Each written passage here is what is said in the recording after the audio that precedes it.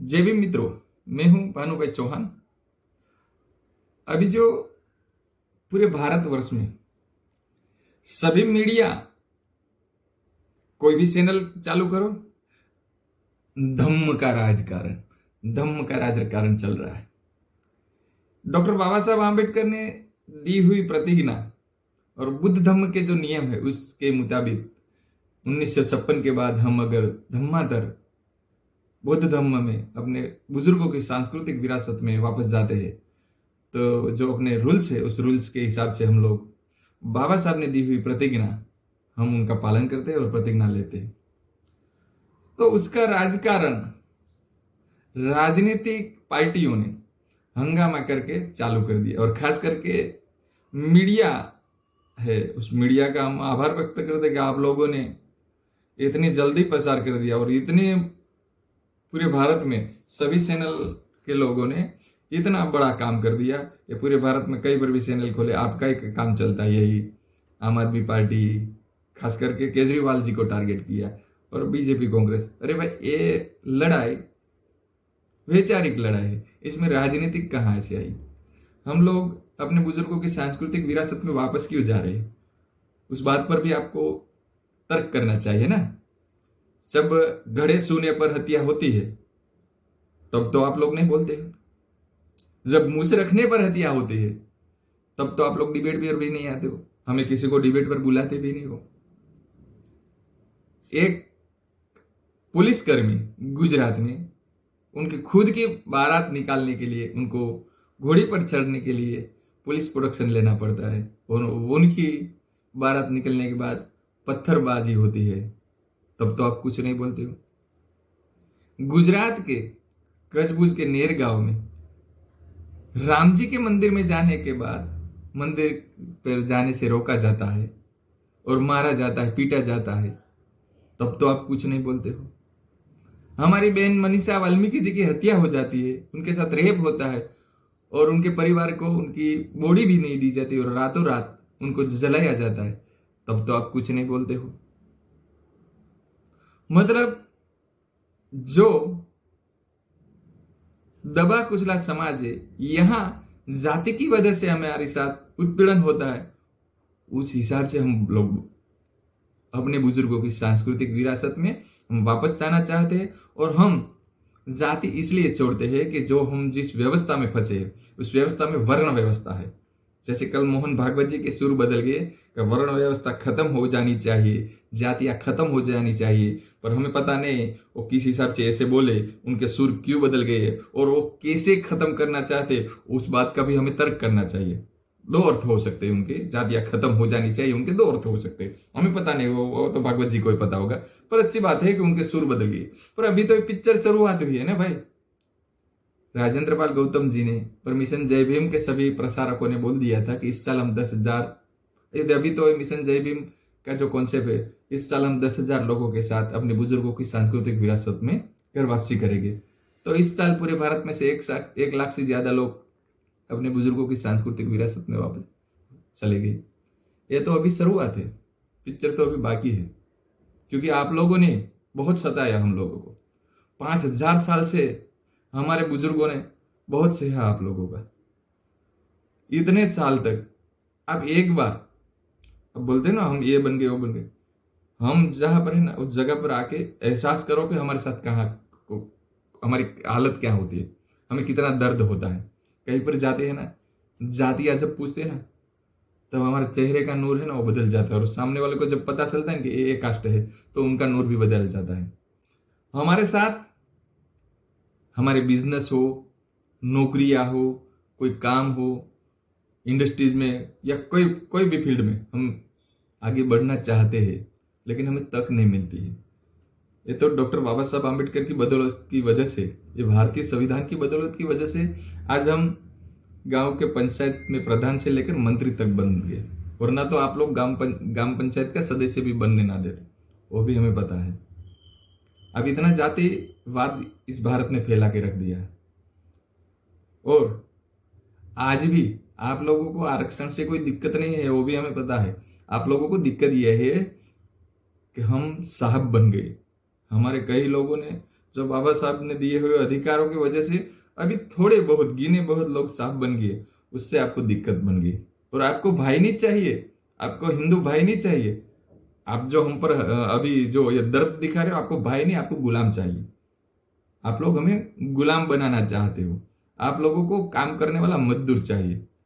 लेकिन अब हम भी इस व्यवस्था से बाहर निकल के हम मानव इंसान बनना चाहते हो।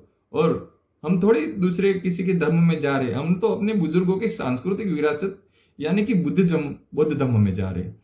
जो यहाँ अशोक सम्राट मौर्य शासन में जो प्रबुद्ध भारत यानी कि जो इस भारत में बौद्ध धर्म था, आप कहीं पर भी आप अभी कहीं पर भी देखो, जहां पर भी खुदाई होती है तो बुद्ध की प्रतिमा निकलती है, अवशेष बुद्ध के ही निकलते हैं।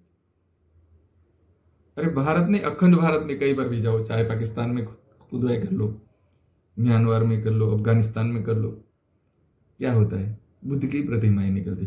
यानी कि प्रबुद्ध भारत था और हम उनके वंशज है।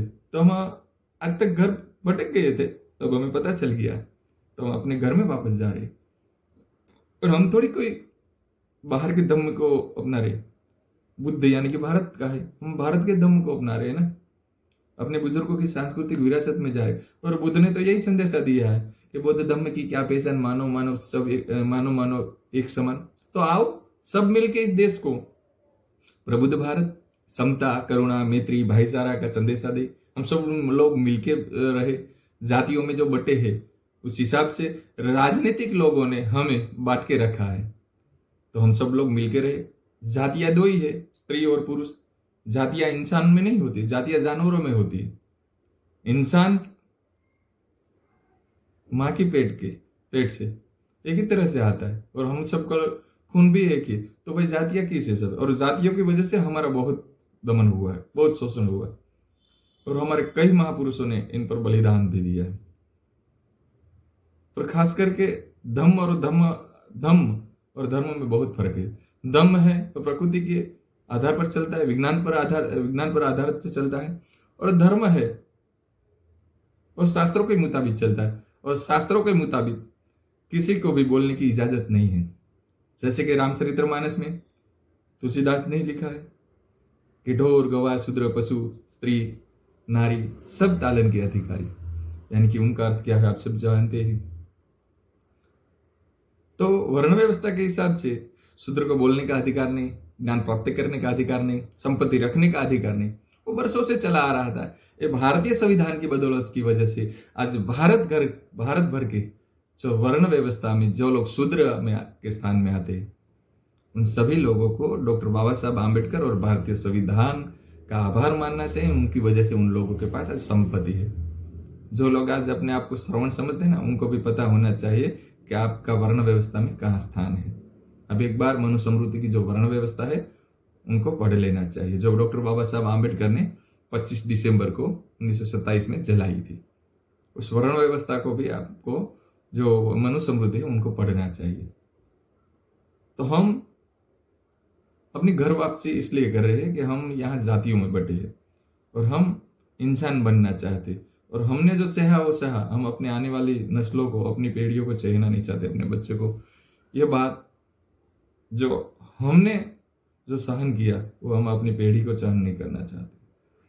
तो हम पूरे भारतवर्ष में से जो लोगों को, मैं अपने समाज के लोगों को, खास करके बहुजन समाज के लोगों, इसमें SC ST OBC समाज के जो लोग आते हैं, उनको संदेशा देना चाहता हूँ कि देख लो, दिल्ली में अभी 10,000 लोग ही दिखे।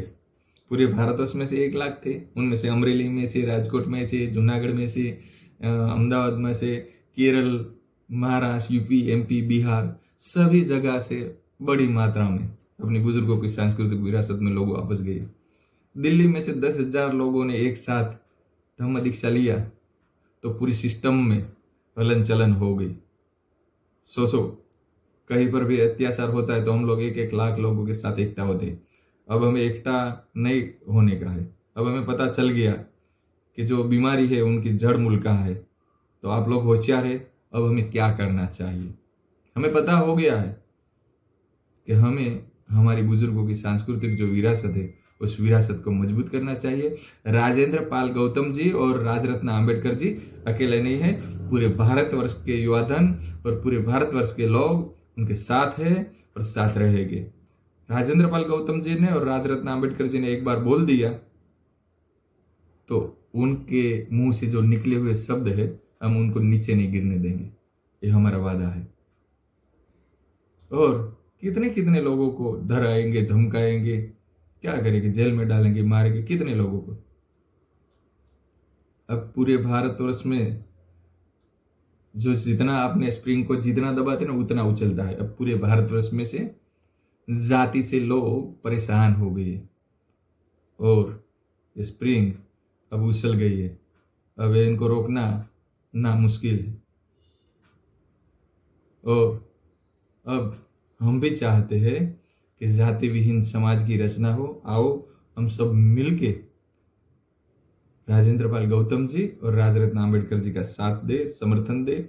और अपने समाज के लोगों से खास विनती करता हूँ, कई सालों के बाद जैसे डॉक्टर बाबा साहब आम्बेडकर ने हिंदू कोड बिल के लिए अपने मंत्री पद को ठुकरा दिया था, वैसा नजारा आज कई सालों के बाद बाबा साहब की बदौलत की वजह से जो मंत्री पद पर बैठे, वैसे हमारे मंत्री पूरे भारतवर्ष में से इतने ही मंत्री है लेकिन कोई भी नहीं बोले। उनमें से राजेंद्र पाल गौतम जी ने समाज को जागरूक करने के लिए उनको अपने ताकत लगा के वो बाहर निकल गए, तो हमें उनका समर्थन कर देना चाहिए, उनके साथ आ जाना चाहिए। सभी समाज के लोगों से विनती करता हूँ कि हम राजेंद्र पाल गौतम जी को समर्थन करें। और राजेंद्र पाल सर, आप आगे बढ़ो, हम आपके साथ हैं और पूरे भारतवर्ष के लोग आपके साथ थे, है और रहेंगे। आपका कोई भी कॉल हम नीचे नहीं गिरने देंगे, ये हमारा आपको वादा रहा। जय भीम, नमो बुद्धाय।